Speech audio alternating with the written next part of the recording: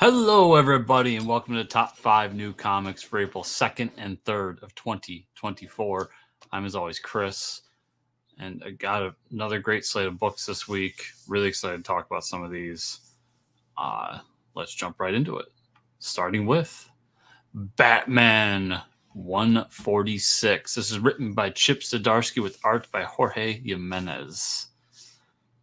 So we had this whole Joker story arc that was weekly. I was excited at first. It kind of went a little weird. And that's kind of been the story of Chip Zdarsky's Batman. It has this main story arc it's been building since the beginning that I really love. I love the Zernar Batman stuff. I love all the things that are going on with this robotic Batman going around. And the idea of the singularity with Bruce's mind and all these cool things that they're doing here. But we constantly are moving away from it to tell these other stories. We did the Gotham Wars. That didn't really do much for me. We did this Joker year one story that was okay, but was wrought with issues. But now we're back into the core Batman story, back into what's going on. And since we're in that and really telling the story modern, this Batman, what's going on, how it affects his life, his world, all that stuff, I'm back to really loving it. And a big part of that is Jorge Jimenez's art is so fucking good that it's hard to really have anyone else drawing Batman at this point. Like, he makes the book in so many ways. And that's not to take away from Chip. I love Chip to death. He's probably my favorite writer currently working in the industry. But that art just brings out the stories that Chip's telling and takes it to another plane of existence, man. Like, it's unreal how good this book is when it stays on track. And that's the big thing. That's the story of the Batman title right now. And I would be so curious just to get behind the scenes and talk to somebody, because I want to know how much of this is Chip's plan, how much of it is editorial saying, got to have a Joker story in there. We got this big crossover. We need to do a crossover with Catwoman, all these kinds of things. Or, I mean, like I said, it could be that. It could be Chip just saying, like, well, I got this cool, like, we'll tell this story and then we'll jump into this crossover thing where there's this Gotham War, blah, blah. And then in the middle of my story, we'll jump away for this cool origin story / future story with Joker. I don't know, but I would love to know the story behind it, because I feel like those things are taking away from the book personally.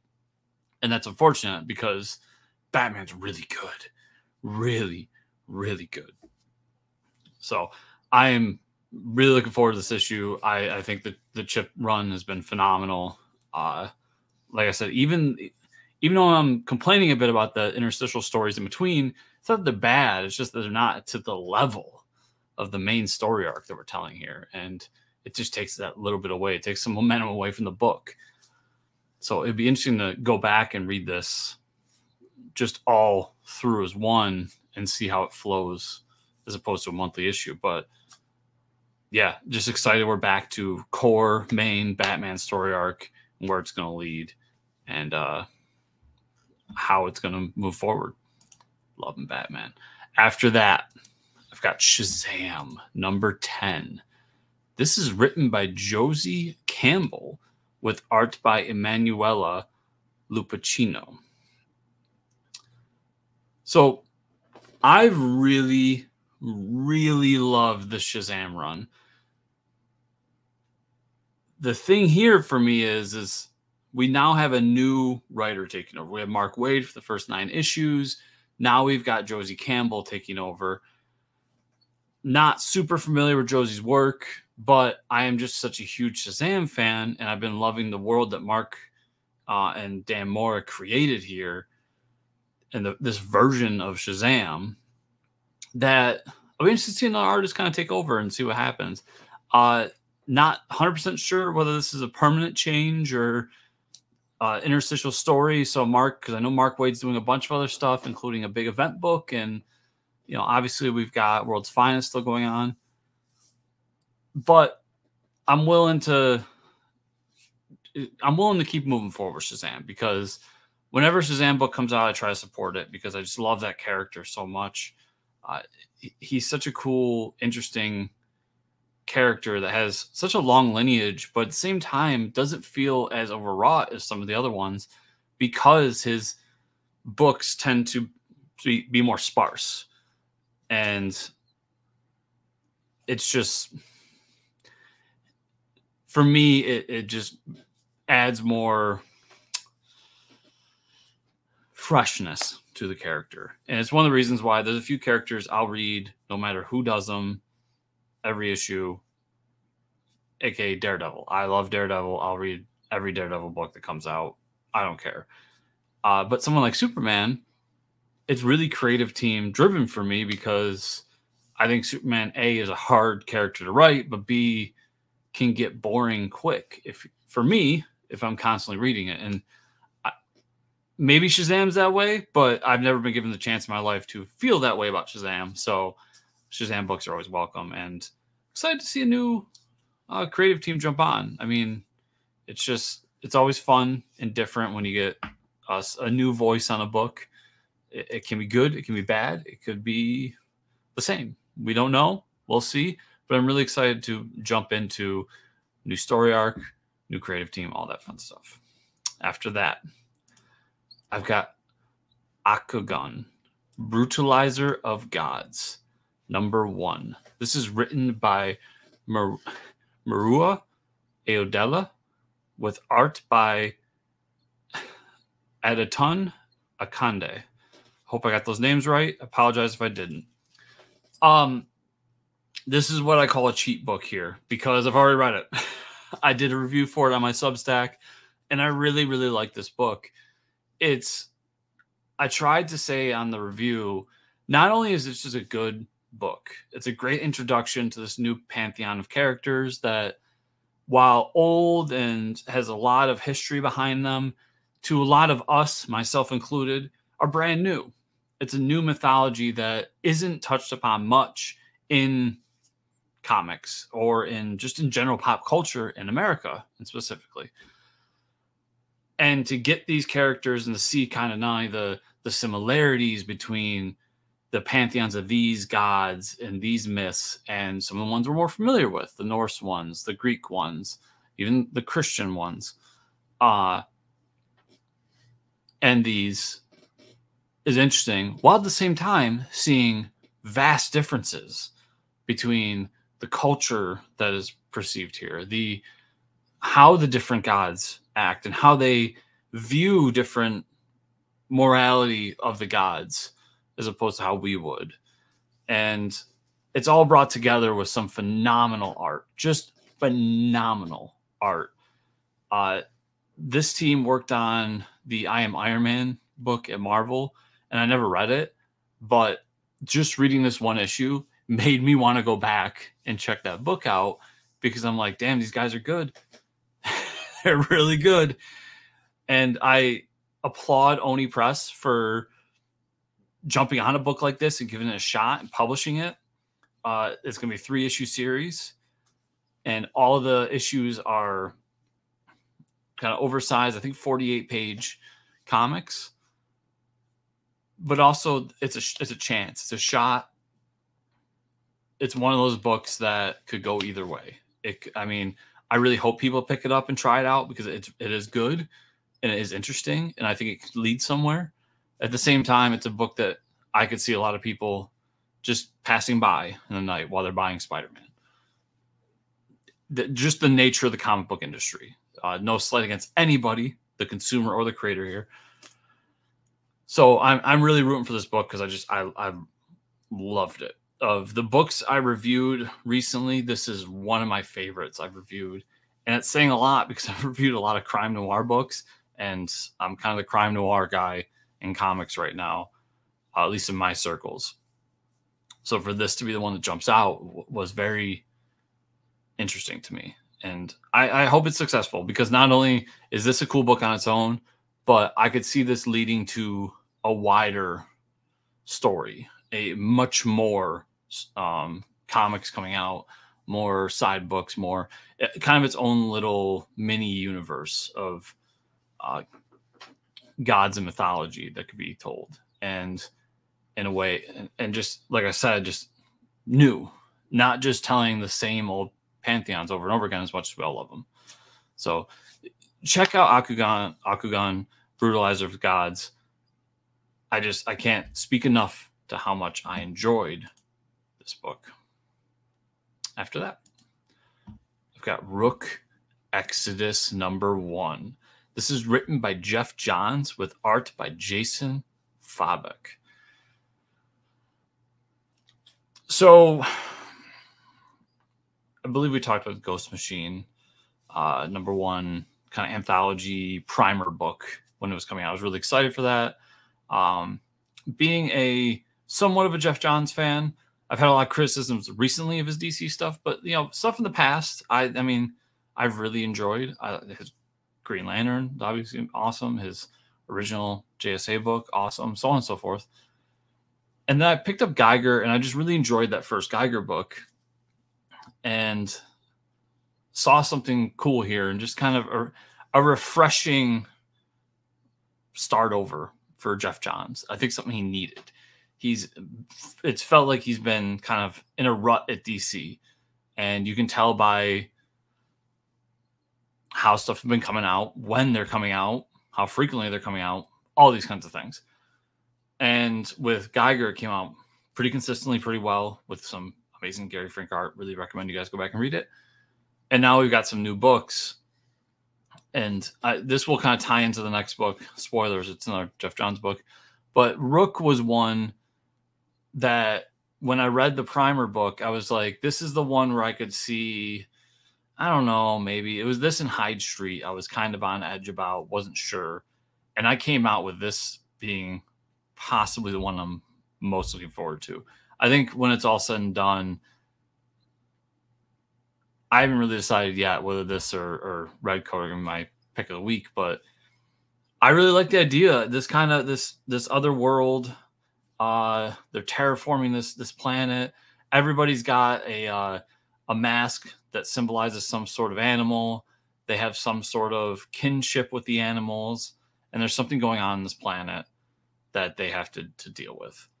I just think it's a really cool story. I like that intro, and I'm really looking forward to seeing where they take this book. And then it's a big plus that Jason Fabok's in the book too, because Jason's one of the premier artists in the industry. Like, the fact that Geoff was able to kind of pull these creators away from DC and Marvel, and mostly DC, and say, come make these books with me over at Image, is so much trust, so much faith in a person, and the idea, the concept of what he's building here.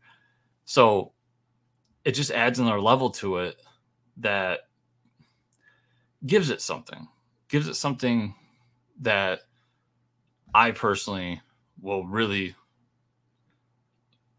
add another layer of, like, not credibility, but just care and love and awesomeness to it.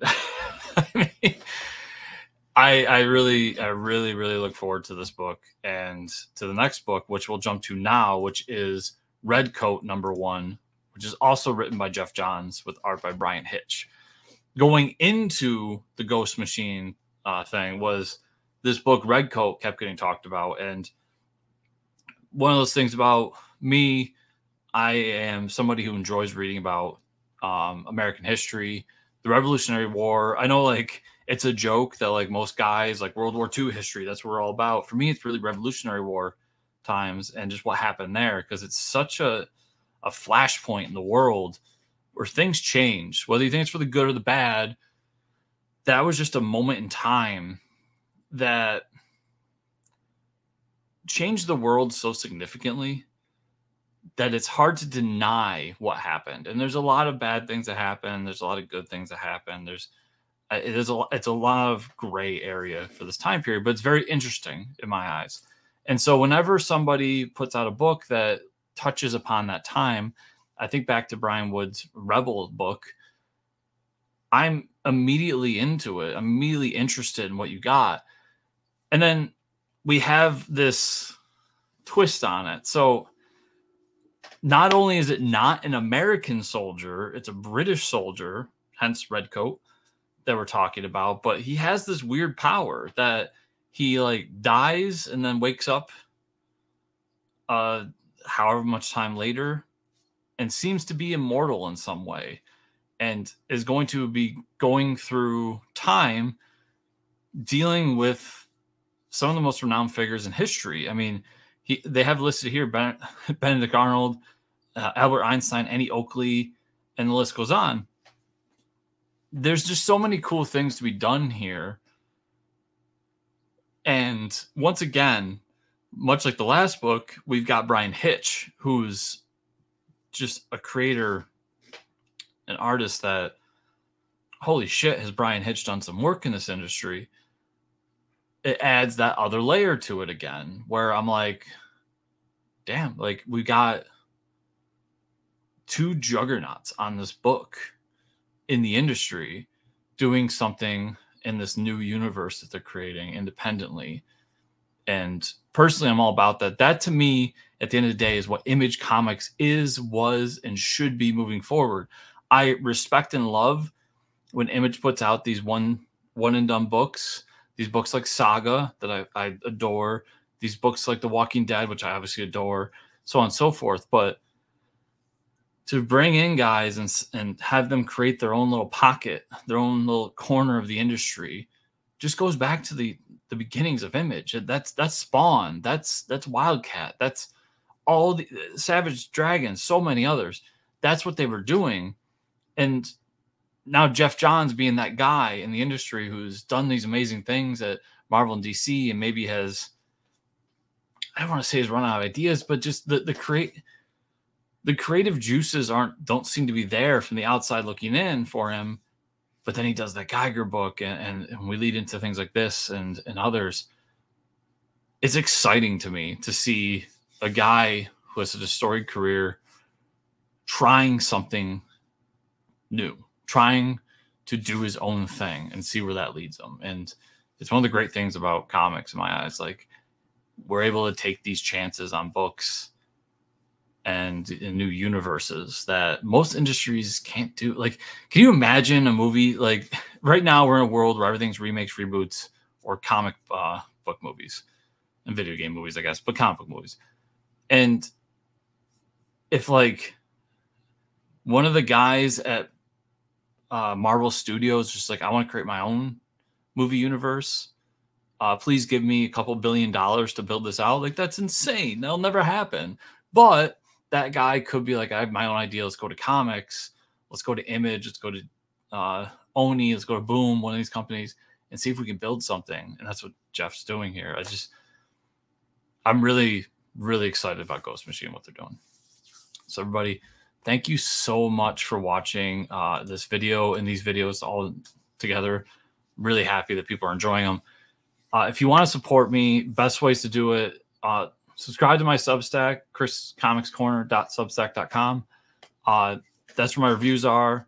You can go read my full review of Akogun and others, as well as my retro reread series and my crowdfunding spotlight series. Doing a lot of fun stuff there. I've been really happy with the growth we've seen there. It's been a lot of fun just interacting with you all and spend some time writing. It's been awesome. And the best way to support this video series, like, subscribe, share, comment down below. If you comment down below, let me know what book's coming out this week that you're looking forward to, the one that I didn't get to that you're like, this is the one, this is the top one for me, or so on and so forth. Just let me know down below what you're thinking. And as always, share it out there with everybody. That's how things grow. That's how we get new people on board. And I appreciate you so much for watching. I'll see y'all here next week.